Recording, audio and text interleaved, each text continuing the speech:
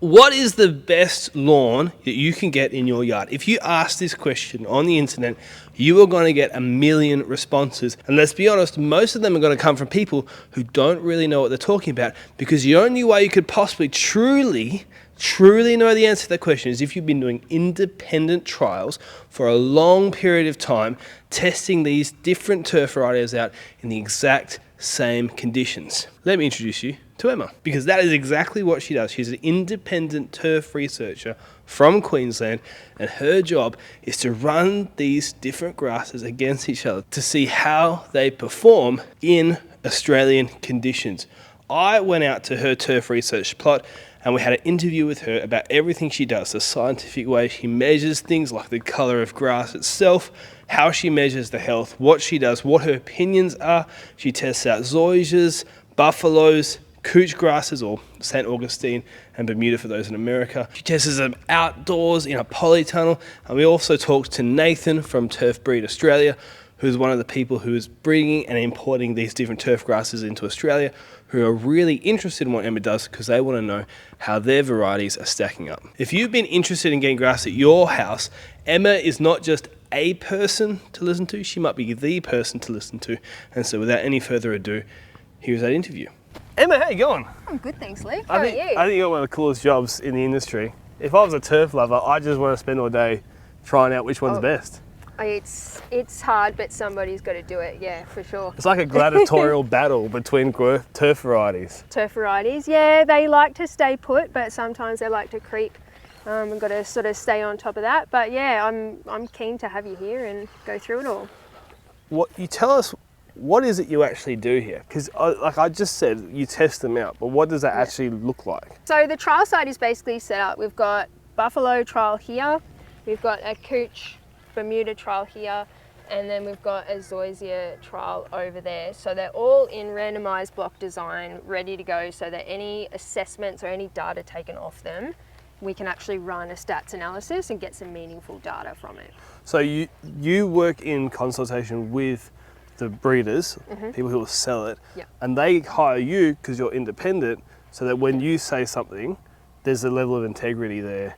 It's like, correct. Oh, this hasn't just been made up by so essentially what I think their aim is, and obviously what any researcher's aim is to remove bias and just let the turf varieties speak for themselves. And so everything is based off their own merits. So my job as an independent is to get them all on an equal playing field, obviously, but also to get them happy and healthy so that they've got every opportunity to perform at their best, and then it's just depends on the numbers from the data at the end of the day. How subjective is this? Because is it like, oh, I just have a look. That one's my favourite, you write that down and then you hand it in? No, so the data that's being collected, it sort of depends on what the trial is, but more often than not, you're getting a colour rating from them. There's quality ratings, depends what the trial is, but there's nutrition. So usually it's quality, it's colour, there's digital images, there's canopy cover, so green canopy cover. So, but that's a digital one as well. So the only real subjective one is probably the quality ratings. So that is done by me. Right. And then when you're running a trial, every now and then you'd have a couple of other independents come in and do a joint quality rating. So then they're all, you can sort of average a bit more them. of a democratic vote. Yeah, exactly, rather than just me.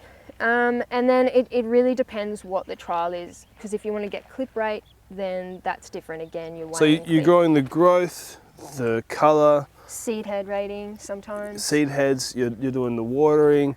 When winter comes, how's the colour in winter? How's the colour in summer? How does it go? I guess sometimes this might get flooded if you have a massive weather event. Did anything change? Yeah. So you're marking all it down. Before we get into anything, this is like a scientific way to measure how green grass is? Yeah. Wow, weird. I didn't know this tool even existed. Yeah, so this is called a green seeker, and I try to rely actually on tools like this that quantify things for me. So it takes away any potential bias that even I might have. So if I look at this and I go, well, I like this one better. Yeah, so for example, if you were to look at these three here, which one do you think is the greenest? This one's on the edge where it's not being cut. Yeah. I think this one looks greener to me. as these are very close. Yeah. Hard to tell. Yeah, exactly, and it's quite difficult, and you can get yourself confused too, because when you look between replicates, you can go, oh wait, no, this one is greener, what did I score that?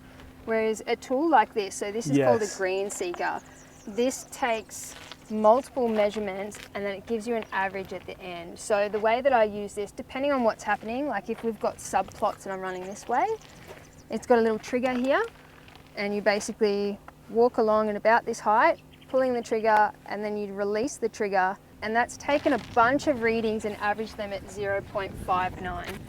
So the closer it is to 1 is the greenest it is, and then 0 would be like totally scorched dead. Okay, let's go do this one over here. Yeah. So it takes any potential bias of mine out of it. So again, I try it here.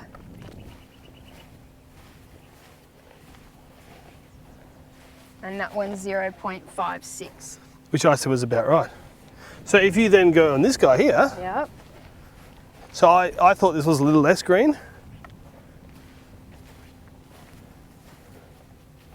And you were right, so 0.52. Right. Yeah. So you'll get actual quantified data, and then once you quantify something with a number, you can then run stats analysis on it. Right. So you're doing this, do you do 2-3 passes? Do you do it every week? No, so because of the way that this one works, because it's taking averages, I can just note down that on that subplot for say that week. But then I would collect data across, usually it's like 3 months worth of data. So it's a lot of data points there. What's the highest reading you've got? I've got some in the 0.8. 0.8. Yeah. Do you challenge yourself now at home? Do you go home on your own lawn? You're like, I've got to get this at 9. I'm going to have a go because... How high can you get it? Yeah, how green can you get your lawn? I haven't, but I might have a go. I've just sort of shown how it works. But this is cool. I've got another app that I use for green canopy cover. Yep. And it's really good as well. So it sort of takes into consideration these straw-looking bits and things like that. So it'll give you a percentage and it'll give you digital images as well. So they're probably tools that I rely pretty heavily on. All right, so this is the part that you're most excited about, at least on the phone. Because you tell me you know stuff. We've got 3 different varieties. We're going to tell you at the end which one's which. And I want you to point out to me, the differences that you see as you're testing them out. Okay, so number 1 would be probably growth habit. So this one's quite a vertical grower, so it's not very prostrate. Okay, so growing up. Yeah, growing up. Does that mean when you're cutting it, you're taking more off each time? Yeah, because it can grow a bit more rapidly. So this one's going up. Yep.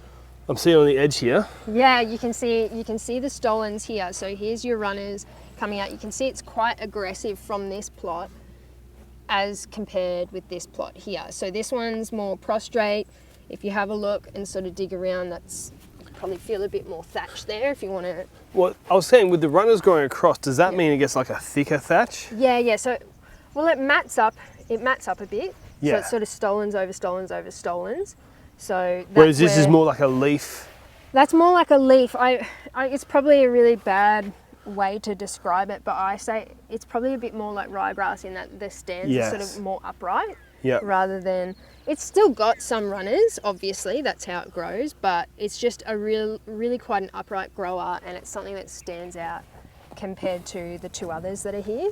So, and then this one here, Yep. you're putting out, like, if we look at the edges, so you cut this the other week. Yeah, so I cut this, which is probably unfortunate timing. So it's ruined some of the colour, but if you look at the edge where it hasn't been cut, so like here, here, and here, the first thing that I notice is I go, well, that looks like a nicer colour to me. Yep. And we said before, but you've pointed out something with the seed heads here. Yeah, so if you're looking at genetic colour there, but then something that I come across a lot is you can see the seed head here.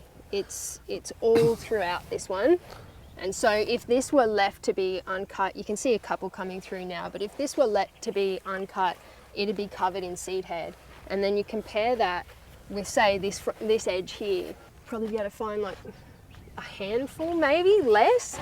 It's far less obvious, it's far less noticeable, and that's certainly something that you see. And yeah, you can see the size of it too. Yeah, that's what I was going to say. So this is the one that you said not much seed head, and this is, it's crazy. I mean, this should make sense to me in a sense because we have things like dogs that we know can be bred to be completely different. Yeah. You know, we filmed a dog that's bigger than Isabel yesterday. Yeah. And then you have a Chihuahua, you know? Yeah. But yeah, so this is the thing. So these are both what we would call Cooch or Bermuda, Bermuda if you're in America, and completely different. Can we get a seed head from here? Here we go. Here we go. Merry Christmas. Don't say I never give you anything. Yeah, well, seed heads are not next time for Christmas, a little bit more than a seed head. Actually, there's like 3 different tiers there. 3 different sizes. Now, these seeds are inert, right? Yeah, yeah. And that's one of the things about these varieties. So I couldn't take these seeds off and sow them and... No, you can't. It's got to be grown from sort of solid sprig. So different seed head sites, Yep. different growing habits. Yeah, and therefore, partly because of the different growth habits, you can have a look when it comes to quality rating. If you're sort of standing over this plot looking down, you see a lot of that straw-like colour. Yes. And you'll see less of that in the others. Is there anything else? So winter colour. Winter colour is massive, yes. So between these 3. Between these 3, it'd be between those 2. So those 2 knock it out of the park, this one not so much. And then what about, on top of that, what about water? Because you measure the amount of water you're putting on this, you can make it a drought, you can... Well, This trial site was actually set up as a bit of a water use, drought tolerance, water stress trial, and by far these 2 outperformed this one. So essentially this one's getting the more seed head. You find that the cover or the quality is not as good.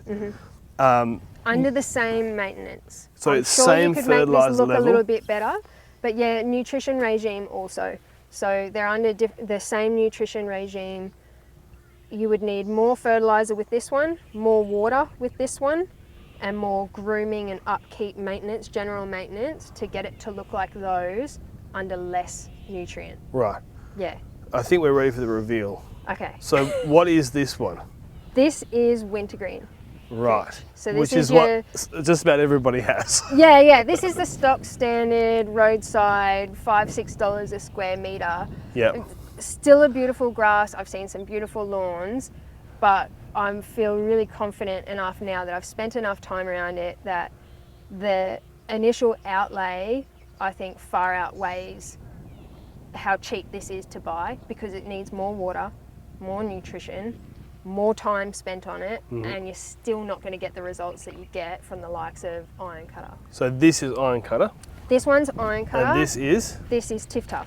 So Right. these are both your hybrids, your newer hybrids. These ones sit up at around the $13-14 a square metre mark to buy, as compared with $5 to $6. However, these have far better drought tolerance, far better colour, as you can see, and I'd argue texture as well. Like, if you feel that. Yep. I'm a Smaller barefoot, seed walk head, barefoot on the lawn type person. So this is essentially saying that after a year and a half of looking at this, the premium versions are actually premium. Correct. Yeah. In a meaningful way, not just like a little.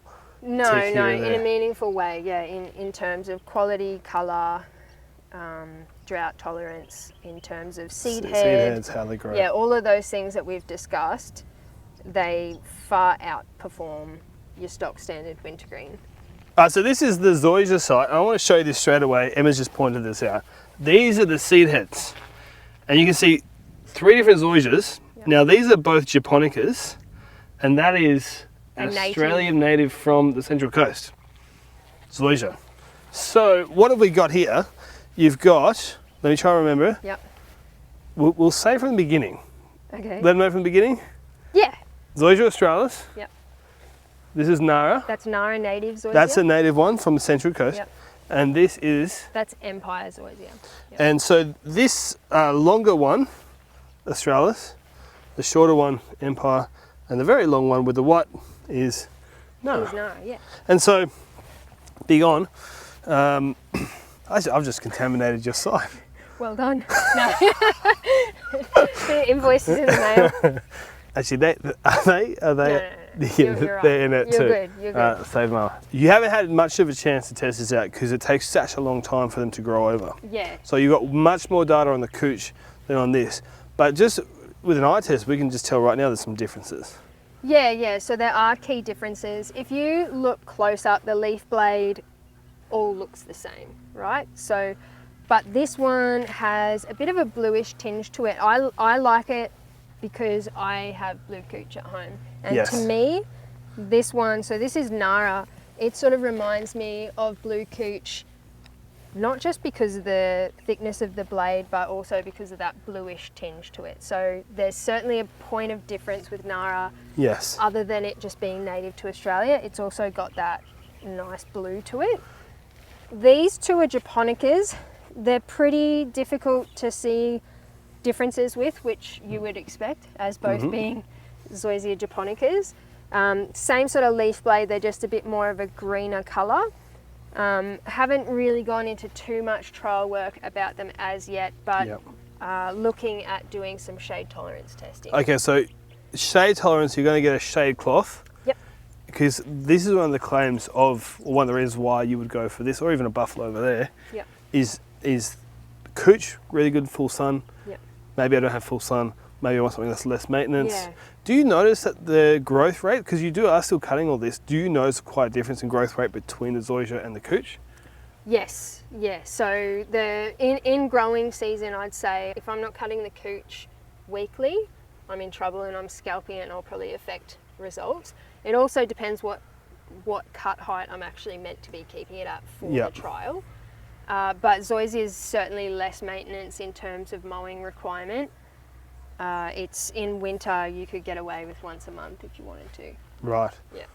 And other than this, is there any other differences? The seed head's a little bit different, colour's a little different, but you haven't been able to test the water? Haven't been able to test too much, no. So, and that's why it's so important to get them to establishment so they all have the best opportunity to reflect their own nature and their own traits. So soon enough we'll be doing some shade testing so that we're then able to tell people, oh, if you've got X number of hours of sunlight in a day, this one might be suitable for you, or this one's more shade tolerant, less shade tolerant. The claims but now that are being made with like this can handle 4 hours of direct sunlight or whatever it is, 6 hours, 8 hours. Yeah. Are they done here in Australia? Are they done in our conditions? Are they well researched, or is this like somebody did it once 50 years ago and we've just kept going on with that number? Yeah, I can't speak on behalf of other companies because I don't know, perhaps they did, but as far as I'm aware, a lot of the data that we have here comes from the NTEP trials, specifically for turf grasses that are brought in from America. So they have their national turf grass evaluation program. However, what we've seen even with the cooch varieties, Australia's just different, and our climate is different. So you will sort of see some differences, and I don't know what shade trials have sort of gone on in the past, but I'm certainly really excited to see some legitimate shade trials on Zoysia, on buffalo. Are you going to shade trial the cooch as well? No, because cooch does not grow in the shade. You heard it here first. So if you stop trying, all right? And this is the buff trial. Yeah, so the buff trial, the plots are slightly smaller, but we've actually crammed in 5 cultivars here. So there's 3 that are known to the market. So we've got Sir Walter, we've got Palmetto, and we've got Sapphire, softleaf buffalo. And then there's 2 new cultivars here that are sort of being part of a screening test. So my job is to keep an eye on them and give them sort of feedback. So for future, potentially for future release. Correct, yeah. Trying to see, are these buffaloes at the standard or above or below what's already on the market? Yeah. So for example, Sir Walter, I think, is such a well-known name and sort of brand in itself that unless you're going to bring something to the market that either outperforms it or is different in some way, there's not much of an incentive for people to get it. So that's what they're looking for, is have we found the needle in the haystack? Do you notice much of a difference Now, we can't say anything about the two that you're trialling. That's sort of private information. But the Sir Walter, the Palmetto, and the Sapphire, is there much noticeable or meaningful difference between them, I guess, in colour or some of the things? You've not tested it extensively as the cooch, but in what you've noticed, do you have opinions? Not really, to be honest. I think my focus has been mostly elsewhere. At this point, this trial site has more so been getting it up and running, seeing the establishment. The only stuff that I've sort of noticed is probably more so anecdotal in terms of its response to fertiliser and its sort of colour. You could probably pick out in the 3 reps, there's probably 1 or 2 that have a nicer, darker green look to them, and one of those would be one of the newer ones. Oh, that's good. Yeah, so promising signs, but even from here, we'll start doing all this trial research, and then say they decide to go ahead with one, they'll start planting it out, and then they need to run a harvester over it. Because if it looks good and it performs really well in the trial site, that's great, but if the farmer can't harvest it, no one's going to want to grow it. Yeah, if it's all like stringy and not holding together well. Exactly. So there's a lot of hoops that these guys need to jump through. So by the time it's actually available and for sale on a farm or being harvested, there's a lot of information that's gone into that, a lot of work that's gone into it. So I reckon we should go to this poly tunnel. Yeah. Nathan, how you go, mate? Good luck yourself. So you work for Turf Breed, and you said you're the the Turf Breed's role is as a genetics manager. In the turf industry in Australia, yes. Right, so what does that mean? So what it means is we have grasses that are available in the country, and we manage basically the genetics, the PBRs of those grasses. So we look to select grasses that can then be grown from the farming point of view, sold to the public. So when we bring a grass into the country, it sits in quarantine as it comes into the country. Quarantine literally try to kill the grass because they don't want us to bring any pathogens in. So it comes in just some sprigs, which is the long runner. So the long runner is all we get. So like one of these? Yep, so we basically get those. Quarantine. Here's the one that's dead, that's fallen out. Yeah. So it literally just comes like this. That's what we get. But alive. But alive. Well, and then quarantine will try to kill it. Yeah, in that sense. We picked up IronCutter, and it was in 3 6-inch pots. Was it named that, or was it no? like It comes in as a code. It comes in as a code. Yeah. Although IronCutter was in America, so it did come out with its name. But they are basically every grass is coded that way, and then you give it a branding or a name for marketing purposes. The name IronCutter actually comes from the breeder, Taliaferro, Dr. Charles Taliaferro, who bred it. So you break his surname down, and you basically get IronCutter, and that's how it comes about. Right. So there's some resemblance back to something in its breeding. We get that, and we literally, if I may grab that off you, we would cut that into single nodes. So we take that stolon, and we plant that node into a pot in our polytunnel here. And then you start to technically blow it out, or grow it out, so to speak. So you start with that, and you will get 1, 2, 3, 4, 5, 6, 7, 8, 9 plants. You grow that 9 out, you get the stolons off that, and then you go again. And you go from sort of 12 months in a controlled environment like this to then out onto the field, which is what Emma showed us earlier, and then you start to go from there. So does Emma look after this place? Yes. She's doing a pretty bad job. She's doing a horrific job. It's hard to get good help sometimes. Emma, you've let these die.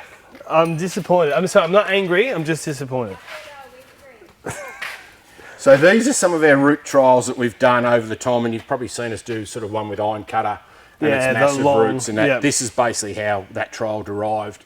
But this one here's had buffs, cooches, and zoysias in it. So we're looking at water use in a controlled environment across all 3 varieties. Emma, why are you killing this grass? No, well, this is one of the joys of working in an environment like this. Every now and then I'll have to tweak the watering because it dries out much, and it is genuinely hot. I'm going to stink after this. Sorry, guys. What is this on a serious note?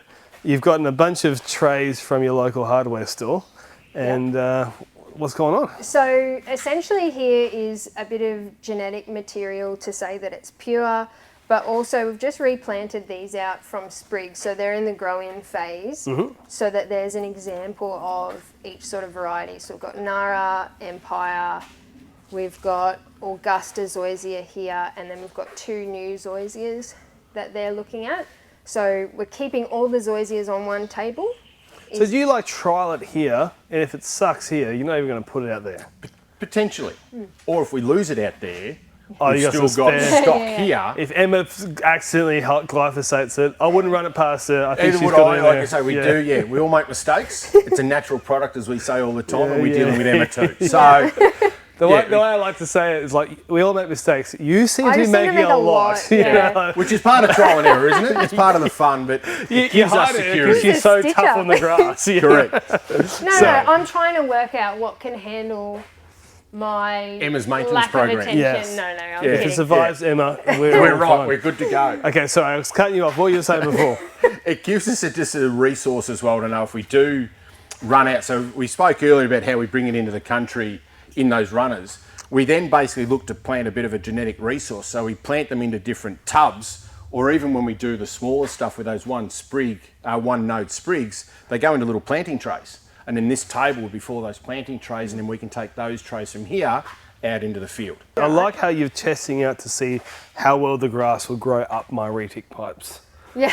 Because it does seem to do that on some of my clients' properties. Yeah, no, these Can I guys cue have got shares in Holman PVC Okay, at the so- moment. So But what I'm guessing this is root. No, it's a sports field trial. Yeah. Okay, This one, all right, tell sports me. turf, Yeah. sports field. So again, profile in those tubes, they're 1/2 a metre tall. So we're looking at basically a gravel layer at the base of those, and then your USGA sand on top. So looking at that perching, and then like we've done with a lot of our cooch trials, we've got the 5 main cultivars in there. So IronCutter's in there, TifTuf's in there, T31, Wintergeen and Santa Ana. And that's what majority of our trial sites are in the country when we do the cooch, apart from we saw outside because of the smart water. Everything is trialled against the other main cooches in the business. Right. So is there stuff that would work at a stadium, because this is a different profile, under their conditions, they're fertilising all the time, and it's actually, maybe it's not good for home use, great in the stadium. Not necessarily. You want to choose a grass that can work at either end. So you'd like that elite profile and elite venue, but then also if someone sees it in there, they know that sort of we can grow it at home. So as I call it, sort of the Mar and Parquet or pellet trade can then purchase it as well, and you've got a grass that can suit both ends. Those ones before, you were saying they were the root trials? Yeah, there were some, again, water usage trials and looking at the root, and then we weigh them. So Yeah. you know Emma's done a lot of this work for us, so probably best to have Emma. yeah, so essentially 1 milliliter is 1 gram is 1 milliliter of water usage. So Okay. I'll weigh them. Obviously, we're in a controlled environment. There's no rain or anything here, and then literally with a syringe, I'll replace a certain amount of water, and then we compare them and weigh them, and anything it's lost is water it's used. Okay. Yeah, so it's quite an intensive, and these are quite heavy, so this is partly why we've gone to the shorter ones too, because they're hard for me to lift. Yeah, to weight. But the cool thing about the end of these, and why you'd sort of dry them down and not get rid of them straight away, is it's really cool to sort of shake these out and see, have the roots gone down to that bottom meter. You've probably seen some stuff on the socials. There was a cooch one previously that was like this, and yeah, the roots were right down at the bottom and then curling around at the base as well. Still looking for... Looking saying for that you're not water, syringing yeah. enough of this water, Emma.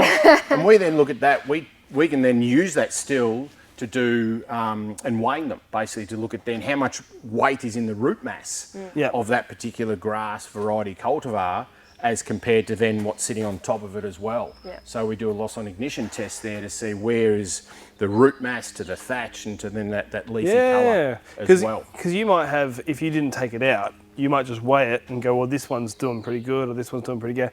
You take it out, it's like all the roots are here, Yeah. right? And maybe there's fully very dense, matting here.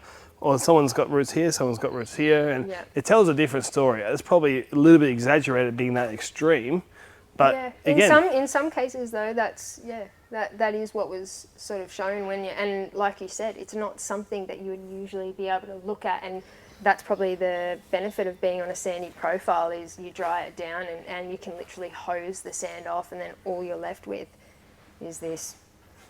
The organic of it, the Yeah. root, the root and the shoot. Yeah. Yeah, for sure. can we have a look at what's over here? So we got buffalo doing the same thing. What's this? Is this kikuyu? It's a Yep. kikuyu. So again, as much as we've spoken earlier with Emma about Yeah, Zoysia's, Buff and Cooch's, we've got Kikuyu as well. So. Well, I've got a question for you because I don't see a whole lot of brand name Kikuyu advertised. I can remember a couple in WA, there's not much, and it's just sort of generic common Kikuyu. Is that because you can't breed it differently? Is that because there isn't a market for it? There's not as big a market for it, in all honesty. People think Kikuyu's the weed, really, at the end of the day. Well used to, say, Perth, even Adelaide, South Australia's a lot of Kikuyu. Nick's done an amazing job with his in Melbourne. Like you can get looking schmick. You can. So we've got Kenda Kikuyu. It's a male sterile with very little seed head. Right. So it won't, the non-sterile, the common type kikes that a lot of people have and grow and really despise, I suppose, is a common kike. It's aggressive, it's got a seed head, the birds can pick it up and dump it wherever. So yeah, there are only basically a couple of named varieties out there. Mm-hmm. They have been bred and selected, and yeah, this is just a repository of one that we've got here. And we should just say this, it's obvious to us why, but some people who they go on the internet, they go, oh, I've heard about rye, fescue, Kentucky bluegrass. Yeah. Why are we not getting any of those here? The cool season varieties you've just named are suited to that cooler climate. And these are warm season? These are warm season grasses. So generally your creeping type grasses, kike, buffalo, cooch and zoys are warm season. Your ryegrass, your fescue, Kentucky blue are cool season varieties that will probably work better from sort of that, to be a very simple line, from probably Canberra down in that cooler climate. And even then, you get a hot day in Canberra. They can still cook. Yeah. And they do not like our hot temperatures. They don't. They're not bred necessarily for drought tolerance because they're cool season varieties. We used to lay, back when I was laying turf at one of the turf farms in Melbourne, we laid tall fescue. That was our most common grass that we laid, and we had a bluegrass mix as well. Then cooch started to come in. Santa Ana cooch just started to eke its way into the market, and then that drought tolerance and wearability came into it, and that's when a lot of the sports field changed from the rye fields and then the fescues at mum and dad's house. They changed over to a cooch lawn, and then the buffaloes came into the market. So basically, in the polytunnel here, when we spoke earlier about bringing in new varieties, cultivars, etc., and we pull them into those one node sprigs, that's sort of the tray that we put it into. Yep. And then these tables will get full of that, and you grow it out into here, keep a repository sort of sitting into the larger tubs like this, and then as Emma said, we go out onto the field from there. When we did IronCutter, we had these trays. We actually painstakingly, again on the foundation plot, each one of these were again planted at 100mm intervals, and we spaced that out and grew that in. Then we harvested that off and we grew it out onto a farm at 1%. So we had that 100 square metres that then became 10,000, which a normal planting rate might be around 6 or 7%. So at 1%, you are really, really thin to the ground.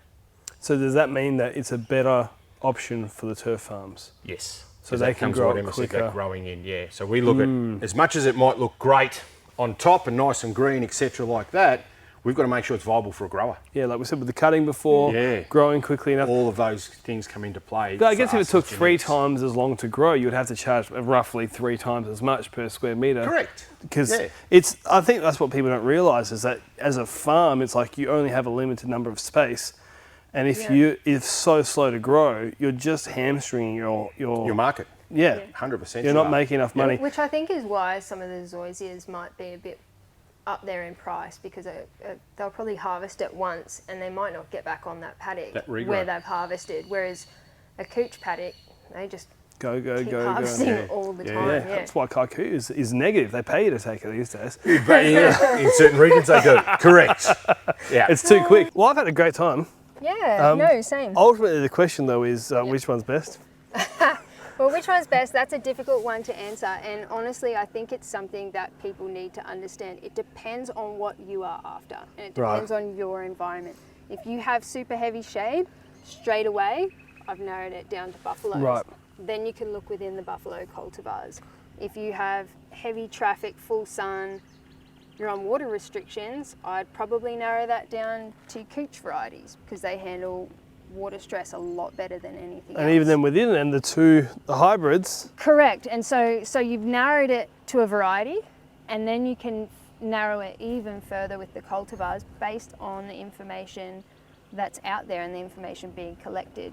And then your Zoysias would come in when someone wants, say, low maintenance, it's still better on water stress, it's low nutrient as well. So it really depends what the end user is actually wanting to achieve as to what direction they should go in. So no, there is not one turf variety to rule them all. So it's probably one or two options that would really suit your specific spot. Correct. And narrow it down to that. And that's how you narrow it, based on your location, because that's something that's never going to change. Your environment and where you're planting this turf, that's not going to change.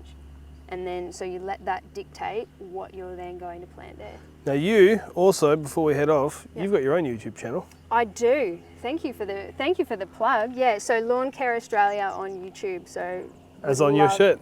Yeah, right there, Lawn Care Australia. Look it up, have a look. Anyway, thank you everybody for watching. I hope you learned something, and we'll see you all in the next video.